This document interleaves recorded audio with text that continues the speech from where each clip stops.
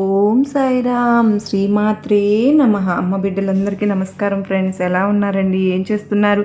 అందరూ బాగున్నారు కదూ? మన అమ్మ దయ వలన అందరూ బాగున్నారని, బాగుండాలని మనస్ఫూర్తిగా అమ్మవారిని కోరుకుంటూ, అమ్మవారి కృపా కరుణా కటాక్షములు మనందరిపైన నిండుగా మెండుగా ఉండాలి అని మనస్ఫూర్తిగా ఆ తల్లిని వేడుకుంటూ, బిడ్డ నీకు ఒక సందేశం చెప్పబోతూ ఉన్నానమ్మా. నీ ఇంటికి ఒక స్త్రీ రేపు 11 గంటలకు అడుగు పెట్టబోతోంది. ఆమె రాకతో నువ్వు ఒక్కసారి ఇది వింటే గనక గుండె జల్లుమంటుంది తల్లి అని చెప్పి అమ్మవారు మనకేదో తెలియని సందేశంతో ఈరోజు మన ముందుకు అయితే వచ్చారు ఫ్రెండ్స్. అమ్మవారు ఏమి సందేశం ఇచ్చినా అందించినా కూడా అది మన మంచి కోసమే అని చెప్పి మనందరికీ కూడా తెలిసిన విషయమే కదా. మరి బిడ్డ ఎప్పటి నుంచో ఎదురు చూస్తున్న ఒక శుభవార్తను చెవిన పడబోతుంది. ఈ స్త్రీ రాకతో నీ ఇంట్లో ఒక అద్భుతమే జరగబోతోంది. ఇది నువ్వు చాలా జాగ్రత్తగా విని తీరాలమ్మా. బిడ్డ ఇది ఒక్కటి తెలుసుకుంటే చాలు, నీ జీవితం గమ్యమే మారిపోతుంది అని చెప్పి అమ్మవారైతే మనకు నిజంగా ఏదో తెలియని ఒక కొత్త సందేశంతో ఈరోజు మన ముందుకు వచ్చారు అని చెప్పి మనమైతే గ్రహించగలిగాము. మరి ఆ సందేశం ఏంటో పూర్తిగా వింటేనే కదండి మనకు అర్థమవుతుంది. దానికంటే ముందు చాలామంది అక్క శుక్రవారం గురువారం వస్తుంది అంటేనే మాకు ఎంతో సంతోషంగా ఉంటుంది. మేము ఏదైనా సమస్యలతో సతమతమైపోతున్న సమయంలో మాకు ఖచ్చితంగా ఒక మెసేజ్ రూపంలో అమ్మవారు మా ముందుకు వచ్చేస్తూ ఉంటారు. మాకు ఎంతగానో మా జీవితంలో కష్ట సమయము అనేది ఆ కష్టం నుంచి మేము బయట పడగలనా అనుకున్న టైంలో అటువంటి సమయంలోనే ఒక మెసేజ్ లాంటిది మాకు వస్తుంది. అసలు ఎంత ఆనందంగా ఉందంటే మేము తేలికగా ఆ సమస్య నుంచి బయటపడి ఆనందంగా జీవితంలో ముందడుగు వేస్తున్నాము అంటే ఈ సందేశాలు మాకు ఎటువంటి సమస్యలు లేకుండా అమ్మవారి ఆశీస్సులతో మేము బయటపడగలుగుతున్నాము అంటే అన్నిటికీ మీకు ధన్యవాదములు అక్క అని చెప్తూ ఉన్నారు. నిజంగా అండి, మనదేం లేదు ఫ్రెండ్స్, అంతా అమ్మవారి దయే. మీరు మీ జీవితాల్లో ఆశించిన ఫలితాలని రావాలి అంటే కనుక ఖచ్చితంగా మన అమ్మ మీద ప్రేమ పెంచుకుని అమ్మవారిని భక్తితో కనుక సేవించుకుంటూ చక్కగా ఎటువంటి సందేశాలు మనం గనక విని అమ్మవారికి మరింత దగ్గర అవ్వాలని నా ప్రయత్నం కూడా. మీరందరూ కూడా నాకు చక్కగా సపోర్ట్ చేస్తున్నారు. చాలా సంతోషం అక్క. చెప్పినట్లు జరుగుతోంది అక్క అని చెప్పినందుకు ధన్యవాదములండి. ఇప్పుడు అమ్మవారి సందేశం తెలుసుకుందాం. బిడ్డ తల్లి, ఎప్పటి నుంచో ఎన్నో కష్టాలను పడుతూ ఉన్నావు, ఎన్నో బాధలను అనుభవిస్తూ ఉన్నావు. కష్టపడిన ప్రతిసారి కూడా కళ్ళల్లో నుంచి నీళ్లు బరాబరామని కారిపోతూ ఉన్నాయి కదూ. ఎందుకు దుర్గమ్మ తల్లి ఇంత కష్టాన్ని ఇచ్చావు? నేను ఏ జన్మలో ఏమి పాపం చేసుకున్నాను తల్లి అంటే అంతటి పాపం నేను చేశానా? ఇన్ని కష్టాలను అనుభవిస్తూ ఉన్నాను. ఎందుకమ్మా నా జన్మకి సుఖం అనేది లేకుండా పోయింది? దీనికంటే చావే నయమేమో అనిపిస్తూ ఉంది. ఈ కష్టాలన్నింటినీ కూడా తట్టుకోలేకపోతున్నాను. ప్రతిరోజు కూడా దినదిన గండంలా గడిచిపోతూ ఉంది. ఎన్ని రోజులు పడాలి, ఎన్ని నెలలు పడాలి, ఎన్ని సంవత్సరాలు పడాలి? ఊహ తెలిసిన దగ్గర నుంచి కూడా ఎన్నో కష్టాలు అనుభవిస్తూ వస్తూ ఉన్నాను. అయ్యో, రేపు ఈ కష్టం పోతుందేమో, మళ్ళీ వస్తుందేమో, మళ్ళీ పోతుందేమో. కాసేపు నవ్విన కాసేపట్లో ఏడుపు అనేది వచ్చేస్తూ ఉంటుంది. ఎందుకని తల్లి దుర్గమ్మ, నేను ఇంతటి పాపాన్ని ఏం చేశాను తల్లి? ఎందుకు నాకు ఈ కష్టాలు? ఎందుకు దుర్గమ్మ అని చెప్పి ప్రతిరోజు కూడా కన్నీరు మున్నీరు అయిపోయేలాగా ఏడుస్తూ ఉన్నావు. ఇంట్లో ప్రశాంతత లేదు కదూ. తల్లి బిడ్డల వల్ల ప్రశాంతత లేదు. కట్టుకున్న భర్త వల్ల ప్రశాంతత లేదు. భర్త కంటికి రెప్పలా కాపాడుకోవాల్సిన నిన్ను నానా మాటలు అంటూ ఉంటే కళ్ళల్లో నీరు కార్చుకుంటూ ఒంటరిగా పడుకుని కుమిలిపోయి ఏడుస్తూ ఉన్నావు. అసలు ఇన్ని అనారోగ్య సమస్యలు ఎందుకు వస్తున్నాయో అర్థం కాక మనసంతా కూడా గందరగోళంగా ఉండి మానసికంగా కూడా నువ్వు పూర్తిగా కృంగిపోయావు కదూ తల్లి.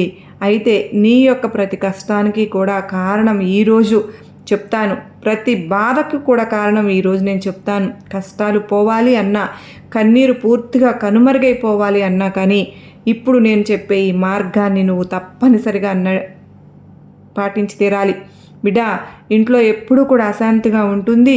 భార్యాభర్తల మధ్య గొడవలు, పిల్లల మధ్య సఖ్యత లేకపోవడం, పిల్లలు గొడవలాడుకోవడం, కంటి నిండా నిద్ర లేకుండా, ఒంటి నిండా రోగాలు, ఇల్లంతా కూడా అయోమయ స్థితిలో, గందరగోళ స్థితిలో, అసలు మనశ్శాంతి అనేది లేకుండా పోతుంది కదూ బిడ్డ. అయితే ఈరోజు తప్పకుండా నువ్వు ఈ సందేశాన్ని విని తీరాల్సిందేనమ్మా.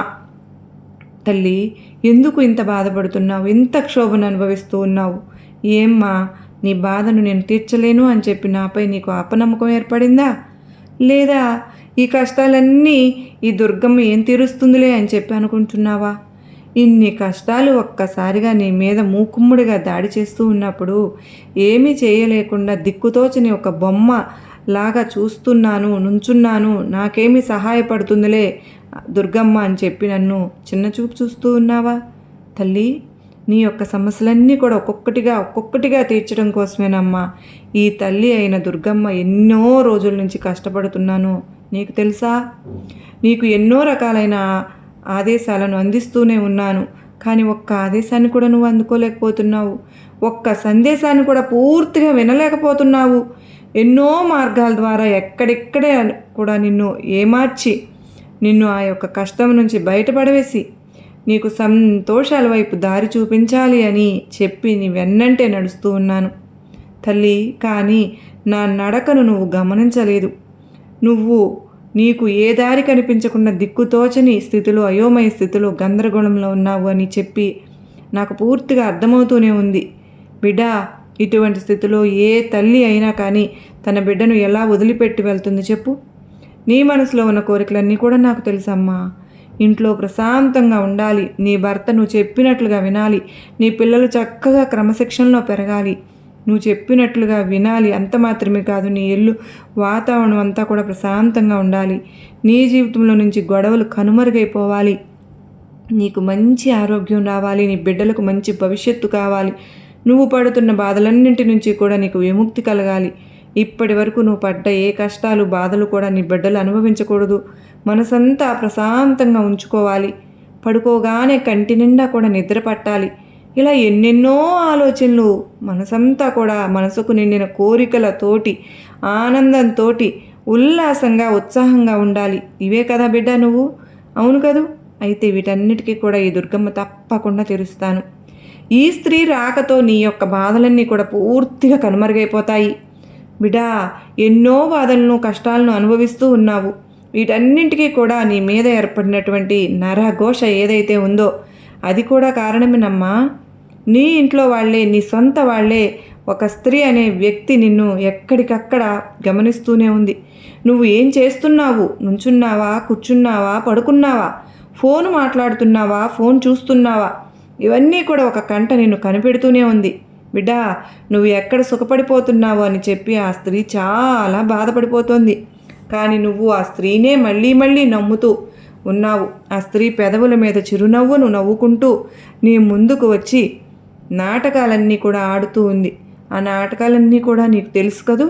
అయినా కూడా ఆవిడకు నువ్వు ఆశ్రయాన్ని ఇచ్చి ఆవిడతో చక్కగా మాటలు చెప్పించుకుని నీ మీద పడి ఏడ్పించుకుని మళ్ళీ ఆవిడని పంపిస్తూ ఉన్నావు. ఇదంతా కూడా ఎందుకమ్మా బిడ్డా? ఆ స్త్రీ ఎవరో నీకు తెలియదా? ఆ స్త్రీ ఎవరో నీకు తెలిసి కూడా నువ్వు ఎందుకు ఇంత ఇదిగా ప్రవర్తిస్తూ ఉన్నావు? ఆ స్త్రీని దూరం పెడితే నీకు వచ్చే నష్టం ఏంటి? అయితే ఇప్పుడు నీ సమాధానం కూడా నేనే చెప్తాను, జాగ్రత్తగా విను. దుర్గమ్మ, నాకంటూ ఇక్కడ ఎవ్వరూ లేరు, వాళ్ళు మాత్రమే ఉన్నారు. వాళ్ళను కూడా నేను పరాయి వాళ్ళలాగా మార్చుకుంటే ఇక నాకు ఈ మంచి అయినా చెడైనా సరే, కానీ వచ్చేవాళ్ళు ఎవరున్నారు చెప్పు? దుర్గమ్మ, ఇక నేను వారి తోడు కూడా నాకు లేకపోతే ఈ ఊర్లో నాకంటూ ఒక విలువ ఉంటుందా చెప్పు? అయితే దీనికి సమాధానాన్ని చెప్తాను, జాగ్రత్తగా విను. మహా అయితే వారు నీ పక్కన లేకపోతే నీకు విలువ ఉండదు అనుకుంటున్నావు. ఈ సమాజానికి ఎవరు మంచివాళ్ళో ఎవరు చెడ్డవాళ్ళో తెలియదా చెప్పు? నువ్వు ఎటువంటి మనసు ఉన్నదానివి, వారు ఎటువంటి మనసు ఉన్నవాళ్ళు అని చెప్పి తెలియదా నీకు? చెప్పు, అన్నీ తెలుసు కదా బిడ్డ. అయితే నీతో పలకకపోతే నీ పరువు ఉన్నదేమో అని చెప్పి నువ్వు అనుకుంటున్నావు. కానీ నీకు తెలియని విషయం ఏంటి అంటే, వారు నీ వెన్నంటే ఉండి నీ యొక్క ప్రతి కదలికను గమనిస్తూ నువ్వు ఏం చేస్తున్నా కానీ వాటి మీద పడి ఏడుస్తూ ఆ ఏడుపుతోటే నిన్ను చూడలేక ఎర్రటి నిప్పులు కక్కే కళ్ళతోటి నువ్వు ఎప్పుడు కాలిపోతావా అని చెప్పి ఎదురు చూస్తూ ఉన్నారమ్మా. ఇంతటి రాక్షసుల్ని ఎంతవరకు క్షమిస్తావు చెప్పు? పలకకపోతే వాళ్ళు వీళ్ళు పలుకోరు అని ఒక్క మాటతో పోతుంది. అంతేకాని నీ అనుకున్న వాళ్ళు ఎవరు కూడా నిన్ను వదిలి వెళ్ళిపోరు కదా బిడ్డా. కనుక దూరం పెట్టడమే నయం. ఎందుకంటే అటువంటి దుష్ట చూపు అనేది నీ మీద పడడం వల్లనే నీకు ఎన్ని అనారోగ్య సమస్యలు, నీకు ఎన్ని మానసిక సమస్యలు, నువ్వు ప్రశాంతంగా నిద్రపోలేకపోతున్నావు, ఇన్ని కష్టాలను అనుభవిస్తూ ఉన్నావు. ఆ కన్ను మంచిది కాదు బిడ్డ, దూరం పెట్టేయి. నేను చెప్తున్నాను కదా, ఈ దుర్గమ్మను చెప్తున్నాను కదా, దూరం పెట్టేసేయి. నీ విలువ కూడా వారికి పూర్తిగా తెలిసి రావాలిగా. అప్పుడే నీ విలువ తెలిసిన మరుక్షణం వారు అయ్యో ఎందుకు నేను ఇలాగ చేశానా అని చెప్పి తప్పకుండా వాళ్ళకి తెలిసి వస్తుంది. పూర్తిగా తెలిసి రావాలి కూడా. ఈ సమాజంలో, ఈ సంఘంలో నిన్ను ఏమనుకున్నా కూడా పర్వాలేదు. నువ్వు ఏ తప్పు చేయనప్పుడు ఒకరి కింద లొంగి బ్రతకాల్సిన అవసరం నీకేముంది చెప్పు. కనుక ఈ ఒక్క మాట విను బిడ్డ, వారిని దూరంగా పెట్టే. వారి ఏడుపు, వారి ఘోష నీ మీద పడకుండా ఉన్నప్పుడు మాత్రమే నువ్వు పూర్తిగా సంతోషంగా ఉండగలుగుతావు. అర్థమైంది కదూ? పూర్తిగా ఆనందంగా ఉండగలుగుతావు. నువ్వు పూర్తిగా ఆరోగ్యంగా ఉండగలుగుతావు. తల్లి, సంతోషం సగం బలం. నరుల దృష్టికి నల్లరాళ్ళు సైతం పగిలిపోతాయమ్మా అని చెప్పి మాట విన్నావు కదా. వీరి యొక్క దృష్టికి నీ శరీరం అంతా కూడా రోగాల పాలైపోతుంది బిడ్డ. కనుక ఇటువంటి వారిని దూరంగా ఉంచేసేయి. నీతో ఎవరు మాట్లాడాలి అనుకుంటున్నారో, నీతో ఎవరు పరిచయం పెంచుకోవాలి అని అనుకుంటున్నారో వారితో దగ్గరగా ఉండు. నీ కుటుంబాన్ని ప్రేమతో చూసుకో. నీకంటే ఎవ్వరు కూడా నీకు ముఖ్యం కాదు అన్న విషయాన్ని నువ్వు తెలుసుకో బిడ్డ. ఆ స్త్రీ కారణం చేత ఎప్పటికప్పుడు కూడా నీలో అంటే నీ యొక్క ఇంటిలోకి అదృష్టం అనేది అడుగు పెట్టాలి అని చెప్పి ఎదురు చూస్తూ ఉంది. కానీ ఇంట్లో ఉన్న పరిస్థితులు, ఇంట్లో ఉన్న గందరగోళ స్థితులు ఆ స్త్రీ ఇంటికి రావడానికి, అడుగు పెట్టడానికి ఒక గోడలాగా ఏర్పడుతున్నాయి. తల్లి, ఒక మాట అడుగుతాను, నాకు జాగ్రత్తగా విని సమాధానం చెప్పు. నువ్వు ఎవరింటికి వెళ్ళి ఒక్క 20 రోజులు ఉండాల్సిన సమయం వచ్చింది అనుకో, నీకు 2 ఇల్లు ఆప్షన్ ఇస్తాను. అంటే ఒక ఇంట్లో ప్రశాంతంగా ఉంటుంది, ఆనందంగా ఉంటుంది. పిల్లలు పెద్దలు ఆకలి వేస్తే అందరూ కూడా కింద కూర్చుని చక్కగా అన్నం తింటారు. ఆ ఇంట్లో ఒకరి మాట ఒకరు గౌరవించుకుంటారు. సంతోషంగా టైంకి తింటారు, టైంకి పనులు చేసుకుంటారు, టైంకి నిద్రపోతారు. అందరూ కూడా ఒకరికి ఒకరు గౌరవాన్ని ఇచ్చుకుంటారు. ఒకరి పట్ల ఒకరికి ఎటువంటి స్వార్థము కానీ, ఈర్ష్య కానీ, అసూయ కానీ ఏవి కూడా ఉండవు. ప్రశాంతంగా ఉంటుంది. ఎవరిని కూడా పన్నెత్తి మాట అనరు. ఒకరికి బాగోలేదు అంటే వారిని ఎంతో జాగ్రత్తగా ప్రేమగా చూసుకుంటారు. ఇదంతా కూడా ఒక ఇంట్లో జరుగుతూ ఉంటుంది. ఇంకొక ఇంట్లో భార్యాభర్తకు ఎప్పుడూ గొడవలే, పిల్లలకు ఎప్పుడూ గొడవలే. అలా కాకుండా ఎక్కడ గిన్నెలు అక్కడే, ఏ పని కూడా టైంకి చేయరు. ఏదో తింటారు, బయట నుంచి తెప్పించుకొని పడుకుంటారు. ఎక్కడ చూసినా సరే ఈగలు, బొద్దింకలు, చండాలంగా ఉంటుంది ఇల్లంతా కూడా. అటువంటి ఇంట్లోకి ఈ 2 ఇళ్లల్లో ఒకటి ఏ ఇల్లు ఫస్ట్ చెప్పింది, రెండవది ఇల్లు సెకండ్ చెప్పింది, నువ్వు ఒక 2 రోజులు కంపల్సరీగా ఏదో ఒక ఇంటికి వెళ్ళాలి అని చెప్పి నీకు ఆదేశం వచ్చింది. అప్పుడు నువ్వు ఏ ఇంటికి వెళ్తావు చెప్పు. నువ్వు కోరుకునేది ఏంటో నాకు బాగా తెలుసు. ఏ గొడవలు లేకుండా ప్రశాంతంగా సంతోషంగా ఉండే ఇల్లు ఉంది కదూ, ఏ ఇల్లు ఆ ఇంట్లోకే వెళ్తావు. ఈ బి ఇంట్లోకి, ఏ ఇంట్లోకి వెళ్ళకోకుండా బి ఇంట్లోకి ఎప్పుడు గొడవలు, ఆ ప్రశాంతత ఉండదు. ఉన్న వాళ్ళకే, ఒక కొత్త వాళ్ళకి ఏ ప్రశాంతత ఉంటుంది చెప్పు దుర్గమ్మ. కనుక నేను ఏ ఇంటికి వెళ్తాను అని చెప్పి నువ్వు అంటావు. అయితే ఇది వాస్తవమే కదా బిడ్డ. ఎవరైనా సరే కానీ సంతోషంగా ఉన్న వాళ్ళ ఇంటికి, ప్రశాంతంగా ఉండే వాళ్ళ ఇంటికి, ఆనందంగా ఉండే వాళ్ళ ఇంటికి వెళ్తారు. నేనైనా కూడా వాళ్ళ ఇంటికే వెళ్తాను. ఇక లక్ష్మీదేవి అయినా కూడా వారి ఇంటికే వెళ్తుంది. అర్థమైంది కదా. మరి నీ ఇంట్లో ఎప్పుడు కూడా గొడవలు, చికాకులు, అరుపులు, ఎక్కడ పనులు అక్కడే, ఎక్కడ ఎంగిలి గిన్నెలు అక్కడే. పిల్లలకి పడదు, పెద్దలకి పడదు, మొగుడు పెళ్ళాలకు పడదు, అక్క చెల్లెళ్ళకు పడదు, అమ్మ కూతుర్లకు పడదు, ఎవరికి పడదు. అందరి మధ్య ఒకరి పట్ల ఒకరికి స్వార్థం, ఈర్ష్య, అసూయ, కుళ్ళు ఇవన్నీ కూడా ఒకరి మీద ఒకరికి చాలా ఇదిగా ఉంటున్నాయి. మరి అటువంటప్పుడు ఇప్పుడు ఇటువంటి గందరగోళ స్థితిలో ఉన్న ఇంటికి ఆ మహాలక్ష్మి ఎలా అడుగు పెడుతుంది? ఒక్క లక్ష్మీదేవినే సంతాన లక్ష్మి అని చెప్పి, ఆనందలక్ష్మి అని చెప్పి, గజలక్ష్మి అని చెప్పి ఇలా రకరకాలుగా పిలుస్తూ ఉంటాం కదా. మరి ఆ తల్లి ఒక్కటి మన ఇంట్లో అడుగు పెడితే ఆరోగ్యం బాగుంటుంది, ఆనందం వస్తుంది, ప్రశాంతత వస్తుంది, డబ్బులు చక్కగా చేతిలో నిలబడతాయి. ఆరోగ్యంతో పాటు సంతోషం, కమ్మనైన నిద్ర, ఇంట్లో ప్రశాంతంగా శుభ్రంగా ఉండాలి కదా మరి. తల్లి, మరి ఇన్ని జరగాలి అంటే, ఇన్ని జరగాలని నీ కోరిక, మరి నువ్వు మారాలి కదా తల్లి. నువ్వు మారినప్పుడే కదా ఇన్ని జరుగుతాయి. మరి ఇక్కడి నుంచి అయినా కానీ సూర్యోదయానికి ముందే నిద్ర లెగువు. చక్కగా ఇల్లు వాకిళ్ళు అన్నీ కూడా శుభ్రపరచుకో. చక్కగా వాకిలి చిమ్ముకుని ముగ్గులు పెట్టుకో. చక్కగా ఇంట్లో దేవుని నామస్మరణ చేస్తూ ఉండు. అంత మాత్రమే కాదమ్మా, చక్కగా ముగ్గులో పసుపు కుంకుమ వేసుకో. లక్ష్మీ కళ ఉట్టిపడుతుంది. చక్కగా ఈ పనులన్నీ కూడా చేసుకో. ఇవన్నీ చేసుకున్న తర్వాత ఇంటిల్ల పాది కూడా ఆనందంగా నవ్వుకుంటూ ఒక చోట కూర్చుని మాట్లాడుకోండి. ఆకలేస్తే అందరూ కూర్చుని అన్నం తినండి. ఒకవేళ ఒకరు ముందు ఒకరు వెనుక అయినా పర్వాలేదు, కానీ వచ్చిన మనిషికి, మగవారికి ప్రేమగా పళ్ళెం తీసుకుని ప్రేమగా వడ్డించాలి. ఎవరైతే మనుషులు ఉన్నారో ఒకరి పట్ల ఒకరు డబ్బు కోసం గొడవలాడుకోవడం, ఇక ఏ ఇతర విషయాల గురించి గొడవలాడుకోవడం చేయకూడదు. బిడ్డ, డబ్బు శాశ్వతం కాదమ్మా, మనిషి ప్రేమ శాశ్వతం. ఎప్పుడు కూడా డబ్బు డబ్బు డబ్బు అని చెప్పి వచ్చిన ఇంటిన మగవారిని వేధించుకు తినకూడదు. తల్లి, నీది చిన్న వయసు, నీకు అనుభవం తక్కువ, నీకు ఏది కూడా తెలియట్లేదు. ఇవన్నీ కూడా నాకు తెలుసు బిడ్డ. కనుకనే ఒక తల్లి స్థానంలో ఉండి చెప్తూ ఉన్నాను. డబ్బు ఎప్పుడు కూడా శాశ్వతం కాదమ్మా. ఆనందం శాశ్వతం, ప్రేమ శాశ్వతం, ఒకరి మీద ఒకరికి ఉన్న బంధం శాశ్వతం. వీటన్నిటి కూడా పంచుకుంటూ వెళ్తే డబ్బు అదే వస్తుంది బిడ్డ. ఎక్కడ సంతోషం ఉంటే అక్కడ లక్ష్మీదేవి అడుగు పెడుతుంది. మరి రేపు 11 ఇల్లు వాకిళ్ళు అన్నీ శుభ్రంగా ఉంచుకో. చక్కగా స్నానం చేయి, మంచిగా చీర కట్టుకో, నుదుటిన కుంకుమ పెట్టుకో, పాపిట్లో కుంకుమ బొట్టు పెట్టుకో, తలలో పూలు పెట్టుకో, అందంగా చక్కగా రెడీ అవ్వు. ఎక్కడైతే ఆడవాళ్ళు అందంగా రెడీ అయి ఉంటారో అక్కడ కూడా లక్ష్మీదేవి ఉంటుంది. ఇవన్నీ కూడా చేసుకుని చక్కగా ఉండు బిడ్డ. అప్పుడే నీ ఇంటికి లక్ష్మీదేవి అడుగు పెడుతుంది. రేపు 11 గంటలకు సరిగ్గా లక్ష్మీదేవి అడుగు పెట్టబోతోంది. ఇంట్లో నిత్యం దీపారాధన చేసుకో తల్లి. ఆమె రాకతో నీ గుండె జల్లుమంటుంది అని చెప్పి ఎందుకు అన్నాను అంటే, ఇన్ని రోజులు కూడా సంతోషాలు లేక ఎప్పుడు కూడా బాధలతో దుఃఖాలతో అలసిపోయిన నీ మనసుకు ఒక్కసారిగా సంతోషం రేపటి నుంచి అడుగు పెడుతుంది. అంటే నీ మనసు కూడా చాలా ప్రశాంతంగా ఉంటుంది, చాలా ఆనందంగా ఉంటుంది కదా బిడ్డ.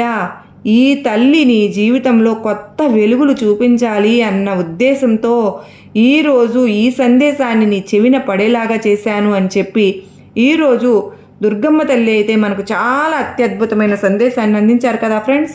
ఇటువంటి సందేశాన్ని నిజమే మనం కూడా అనుకుంటూ ఉంటామండి, డబ్బే శాశ్వతము, డబ్బులోనే సంతోషం ఉంటుంది, డబ్బులోనే ఆనందం ఉంటుంది అని చెప్పి ప్రతి ఒక్కరూ కూడా డబ్బు కావాలి డబ్బు కావాలి డబ్బు కావాలి అని చెప్పి అనుకుంటూ ఉంటాము. ఇక్కడ దుర్గమ్మ తల్లి ఏ ఇల్లు ఆప్షన్ ఇచ్చారు? బి ఇల్లు ఆప్షన్ ఇచ్చారు. మరి సంతోషంగా ఉన్న ఇంటికే కదా ఎప్పుడైనా మనం కూడా వెళ్తాం, అనుకుంటాం వెళ్ళాలని కూడా. ఆనందాలు లేని ఇల్లు, గొడవలాడుకునే ఇంట్లోకి ఎవరైనా వెళ్తారా? వెళ్ళరు కదా. మంచిగా ఉన్న చాటకే. అదేవిధంగా లక్ష్మీదేవి కూడా అలాగే ఆలోచిస్తుందట.